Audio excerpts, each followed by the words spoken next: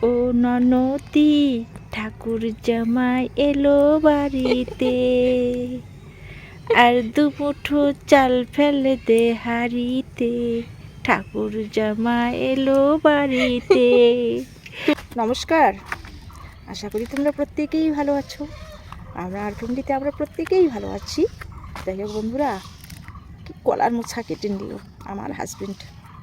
আমি না তৈরি করে আমার মেয়ের দ্বারাই আমি করতেছি যে না, আমি আজকে পারবো না, আমার শরীরটা এত খারাপ। তো আমার মেয়েকে বললাম, মা কলার মোছাটা সুন্দর করে একটু ঠিকঠাক কর না, আজকে কলার মোছা দিয়ে একটু ভাত খাবো। আমার কলা মোছা খেতে খুবই ভালো লাগে। আর আমার ফ্যামিলিতে সবাই কলা মোছাটা এত ভালোবাসে না আমার বন্ধুরা।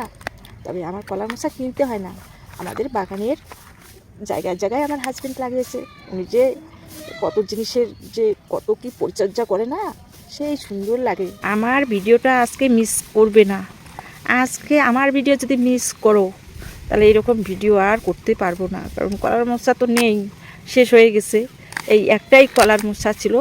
আজকে আজকে তো পারা হয়নি, মানে গতকাল, হ্যাঁ পারা হয়েছিল, কারণ গতকাল তো বারের দিন ছিল। আমরা বারের দিন কলার মোছা খাই না। যাই হোক, আজকে রবিবার, আজকে খাবো। ভিডিওটা মিস করবে না বন্ধুরা, দেখতে থাকবে কত সুন্দর করে কলার মোছা তৈরি করতে হয়। দেখো না বন্ধুরা, ভিতরের সামনের কত কী অবস্থা। কলার মোছা খেতেও যেরকম স্বাদ, আর তৈরি করতেও সেই রকম ঝাল, মানে এত পরিশ্রম হয় বন্ধুরা। তাই আমার মেয়েকে আমি বলছি, আমার মেয়ে সুন্দর সুন্দর করে একটা একটা করে কলার মোছা, কলার থেকে মোছার থেকে এই বের করে নিবে, আর সুন্দর করে ও ঠিকঠাক করে রান্না করবে। আমি বলছি, মা আমি কিন্তু আজকে রান্না করতে পারবো না, তুমি আমাকে এই কলার মোছাটা রান্না করে খাওয়াবে।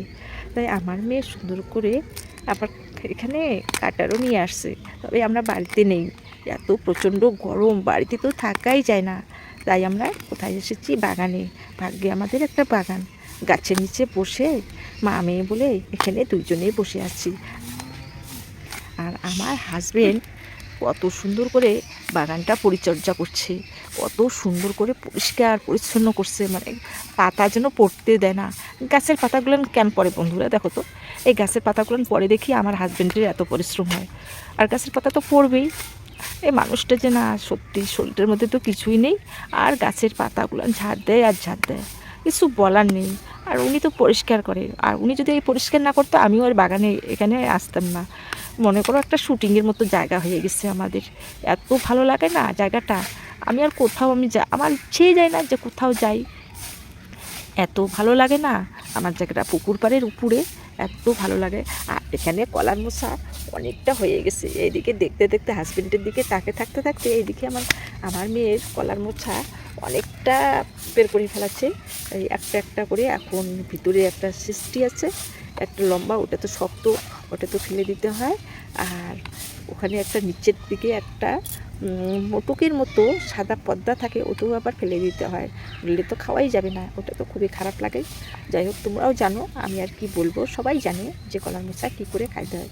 যাই হোক, একটু কথা বললে ভালো লাগে, তাই একটু বলছি। তবে বন্ধুরা দেখতে থাকো আমার ভিডিওটা, ভিডিওটা না দেখলে কিছু বুঝতে পারবে না। আর এখানে এসে বসেছি, আর কত যে কার কার ছাগল এসেছে বন্ধুরা, আর কি আর বলি। এদিকে আমার হাজবেন্ড ঝাড় দিচ্ছে, আর ছাগলও খেতে দিচ্ছে। কী করব, কত পাতা পড়ে না, বেশিরভাগ তো গামারি গাছের পাতা পড়ে, সেই জন্য ছাগল পশুগুলো না এসে খায়। আমাদেরও আছে বন্ধুরা, আমি মিথ্যা কথা বলবো না, কারণ আমাদেরও আছে। কারণ গ্রামে যেহেতু আমাদের বাড়ি, দু একটা তো ছাগল পোষায় লাগবে। তারপর ছাগল ঠাকুর বিক্রি করে যাই হোক একটা অন্য মনস্থ নিয়েছি বন্ধুরা, যখন যা করব তখন সেটা ভাবা যায়, তখন সেটা বলবো, কারণ না করতে আগে বলা যায় না, মানুষের মন ছাড়ো। যাই হোক বন্ধুরা, দেখতে থাকো। আর এই যে কত সুন্দর করে কলার মোছাটা আমার মেয়ে পরিষ্কার করছে না, সুন্দর লাগছে। আর আমি তো বলছি যে মা আমি আজকে পারবোই না। আমার মেয়ে সুন্দর সুন্দর করে কলার মোছাটা, আচ্ছা ঠিক আছে মা তুমি একটু করো, আমি একটু বাড়ি থেকে দেখে আসি, বাড়িটাও দেখে আসি, বাগানটাও দেখে আসি, আমি একটু যাই, একটু বাড়িতে দেখে আসি। আর আমার হাজব্যান্ডকে তো এখানে আছে, আর মা, মানে ওনার মা, আমার মেয়ে হচ্ছে ওনার মা, এই যে মা আর ছেলে মিলে এখানে থাক, আমি একটু যাই। ও ননদি, ঠাকুর জামাই এলো বাড়িতে, আর দুমুঠো চাল ফেলে দে হাড়িতে, ঠাকুর জামা এলো বাড়িতে। বাদ দাও, আমি না করি গান টান। কেন? আমার ঠাকুর জামাই আসে না, একটা ফোনও করে না, কিছু না। ঠাকুর জামাইয়ের গান করি আমার কী লাভ হবে? মানুষকে খালি শোনাবো, মানুষ তো খালি শুনবে, মানুষ হাসবে। আমার ঠাকুর জামাইও আসে না, কিছু না। ঠাকুর জামাই ননদক নিয়ে ব্যস্ত থাকে, দুইজনে কি করে বিন্দাস করে, হ্যাঁ, আসার টাইম পায় না। সেই জন্য আর কি আর বলি, সেটা মনে পড়লো আজকে ওই যে কলার মোচাটা কাটতেছি, তো মানে আমার মেয়েকে বলছি, তাই আমার মেয়ে ঠিকঠাক করে নিচ্ছে, তাই ঠাকুর জামাইয়ের কথা মনে পড়ে গেল, তাই একটু গানটা মনে পড়ে গেল। আমি কিন্তু গান করতে পারি না, তাই তবুও একটু বললাম, ভালো লাগে ঠাকুর জামাইয়ের কথা। তো ঠাকুর জামাইয়ের তো এরকম গান তো বলে মানুষ, তাই আমিও একটু বললাম। আর কলার মোচাটা মোটামুটি আমার মেয়ে ঠিকঠাক করে নিচ্ছে, মোটামুটি হওয়ার দিকে। এগুলোকে আবার ছোট ছোট কেটে নিচ্ছে, তখন আমাকে বলবে, মা আমি তো এইভাবে আর তো কাটতে পারবো না, তোমারই কাটতে হবে। আমার মেয়ে তখন কিন্তু এই কথাটাই বলবে। আমি কিন্তু আমার মেয়েকে এটা সম্পূর্ণ ভার দিয়ে দিয়েছি যে মা সম্পূর্ণ কাজটা তোমার করতে হবে। আমার মেয়ে তখন আমাকে বলবে, মা আমি কিন্তু পারবো না। আমি জানি যে আমি যতই বলি না কেন, আমার মেয়ে এরকম করে করতে পারবে না, পারবে কিন্তু একটু ওর সময় লাগবে। আমার থেকে আবার ও কী করে সুন্দর করে কাটা বাছা করতে করতে নখটা একবারে থিতলে গেছে, কী অবস্থা হয়ে গেছে আমার মেয়ের, কী অবস্থা। আমার মেয়ের আঙ্গুলগুলো কীরকম হয়ে গেছে। সবসময় যদি একটা মেয়ে সবসময় যদি এরকম কাজ করে, ওই যে মানে কাটা বাচ্চা সবসময় করে, একটু আঙুলটা তো এরকম হবে। তাই আমি কিছু কোনো ব্যাপার না, এগুলো ঠিকঠাক হয়ে যাবে, কোনো কিচ্ছু হবে না। আমি এর থেকে বেশি করি, কিচ্ছু হবে না। তাই আমার মেয়েকে আমি বলতেছি, পারলে অনেক সময় রাগও হয়ে যায় ওর সঙ্গে। এইভাবে আমি, আমার মেয়ে তো কমপ্লিট করলো, পরিষ্কার করে দিল, কিন্তু আমি বলেছি না, আমার কথাটা কি বিফলে যাবে? আমি সত্যি যেটা বুঝি সেইটাই আমি ঠিক বলি, যে আমার মেয়ে পারবে না, আমাকে ছোটো ছোটো করে পারবো ঠিকই, কিন্তু আঠা ভরে ওর হাতে। আর ওরও সময় লাগে, আমারও সময় লাগে। তবে আমার হাজব্যান্ড, আমার বাবা এইভাবে না দিলে না, খাবেই না, মুখেই নিবে না, পাতেই তো দেওয়াই সম্ভবপর না। তো ছোটো ছোটো করে কেটে কেটে এগুলোকে আবার সিদ্ধ করতে হবে। মাছের মাথা নেই, নিরামিষ হবে। পেঁয়াজ লঙ্কা দেবো, লঙ্কা তো দিতেই হবে, রসুন দেবো, এটা দিয়ে আর কি। আজকে ওই মাছটা হলে সুন্দর হয়, তবে আজকে মাছ নেই, বাজার করার মতো সময়ও নেই।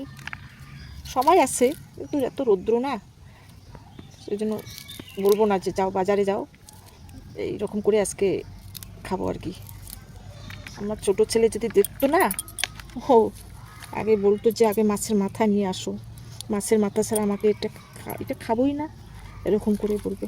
আর বড়ো ছেলে কোনো ফ্যাক্টর নেই, ছোটো ছেলেটা আমার খুব ভালোবাসে না, কলার মোচাটা খুবই ভালোবাসে, কিন্তু আপনার ছোটো ছেলে মাছের মাথাটা দিয়ে ওর যে এত মানে ভালো লাগে না, কি যে মা আমাকে কলার মোচা মাথা দিয়েই আমাকে রান্না করে দিবে, মাছের মাথা ছাড়া আমাকে কলার মোচা দিবে না তো আমার পাতে, এরকম করে বলে। তবে তো তো জানিই না যে আমি আজকে কলার মোচা কেটে নিচ্ছি। ঠিক আছে, পরে দেখাচ্ছি কীরকম কতটা করলাম, পরে দেখাবো আমি। আর যদি ভালো লেগে থাকে, লাইক শেয়ার কমেন্ট করে জানিয়ে দিবে তোমাকে ভালো লাগবে। কি করে জানবো বন্ধুরা তোমাদের কীরকম লাগলো না লাগলো। Tata, thank you.